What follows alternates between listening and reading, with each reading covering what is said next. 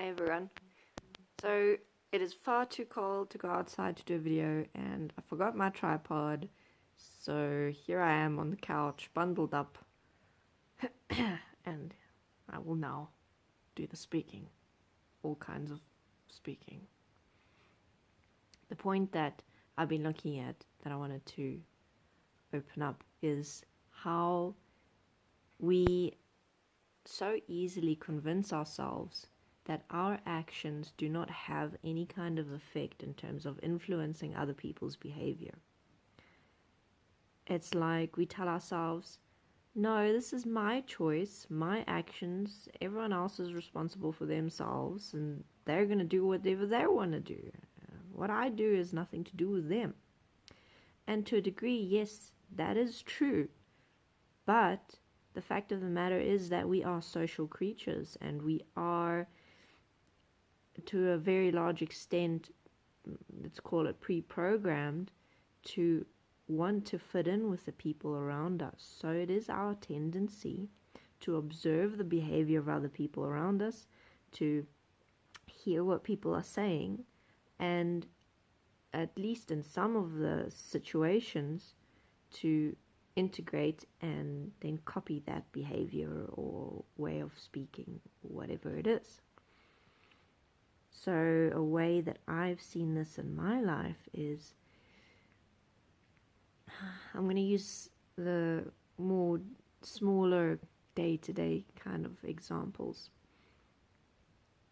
Now, in my behavior, I've noticed that if I make an effort to, for example, clean up the communal garden space of the Desteni farm where I live.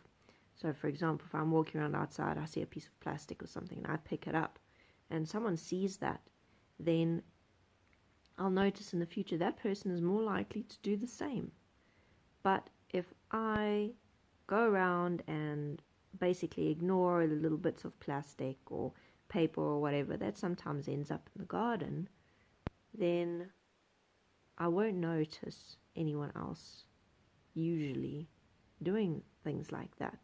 So whether it's long-term people who've been there forever or someone who's just visiting for the month, my behavior has that kind of an impact. And it's not about who I am. It's not like I'm some kind of special person. I'm just like everyone else, and I'm not seeing myself differently, and other people don't see me differently. So it is literally just about monkey see, monkey do. So now the other example I wanted to give is that I have noticed within myself when I'm observing other people's behavior, one example of me changing my behavior according to what I see other people doing is if someone else is driving and I'm a passenger, I will see how they drive on which roads, and then I find myself next time I'm driving on those roads to be driving in a similar way. And another way that I've changed my behavior from what I've seen around me is, this is something that I'm sure everyone can relate to, but when I'm in a group setting and everyone is doing something, then I feel quite odd if I'm not also doing that thing. So let's say everyone in the room stands up. If I remain sitting, then I feel physically uncomfortable. Now, yes, it's kind of outside the scope of just seeing one person's behavior, because yes, there is more social pressure in a group setting, but it is the same thing in terms of it's just magnified. So it's like we have this implied social pressure to conform, and most of the time we're not even aware of it, because most of the time it's happening on a one-on-one basis where We only realize afterwards, when we are now copying the behavior of someone else, that, oh wow, I'm doing exactly what that person did. I didn't even realize it until now. Sometimes we don't realize it until someone actually points it out to us. So, now, like I said in the beginning, a big part of this is that, yes, it's kind of part of our design. So, it's like most of us will just naturally tend to do that. And especially with people who we have some kind of relationship with, like someone we respect, someone we love, a family member, an authority figure, we're going to be more likely to copy their behavior and their mannerisms than some stranger that we've just walked past on the street. So it's like our natural drive is to fit in with the people whom we identify with on some level in our lives. I know that this is something that is actually quite well documented in psychology, but let's put the psychology aspect aside, because this is about getting real with why we do this. This is about coming to a point of reflecting on ourselves personally to see, okay, what is it that I'm going through when I'm with someone or more than one person, and I find myself naturally and without awareness and without conscious effort starting to copy their behavior or copy their words. Why am I doing that? What's driving this for me? So what I've found within myself is that, yes, there's that aspect of, okay, I want to fit in, I want to be a part of this person or this group's family, I want to be part of that group.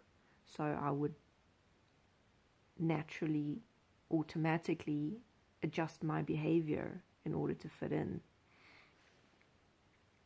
And other aspects of it is, yes, also when I find that I have more respect for a person, then I am more likely to want to copy their behavior, because it's like this kind of underlying assumption that if I respect them, then what they do must be right, and how they're doing things must also be right, and that's the best way and the correct way to do things.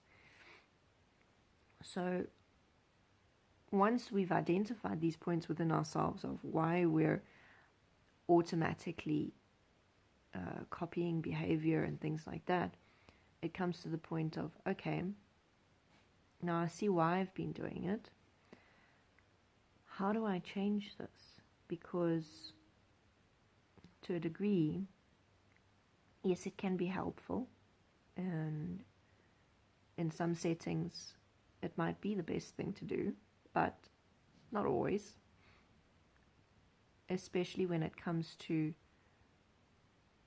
things that we take for granted, things where we just automatically assume that copying someone else's behavior is the best path, when we haven't actually investigated all other avenues. So it's about developing that practical awareness, especially now in this context, when being around other people or after having been with other people or a person, to see what behavior am I now living, what words am I speaking, and have I considered alternatives? Is there an alternative to how I've been doing this particular thing? Because maybe we've missed the point of actually investigating every option available, and we've taken for granted that what we've now copied is the best way. Maybe it's not. So those are just some dimensions with that particular point. As always, if you have any questions or comments, or you'd like to open the point up in a different direction, then leave a comment or send a direct message on the Get Real page, and I will do my best to accommodate you. If you would like to support me, you can do so on Patreon, where you can be one of my patrons. Thank you very much for watching, everyone. I'll see you next time.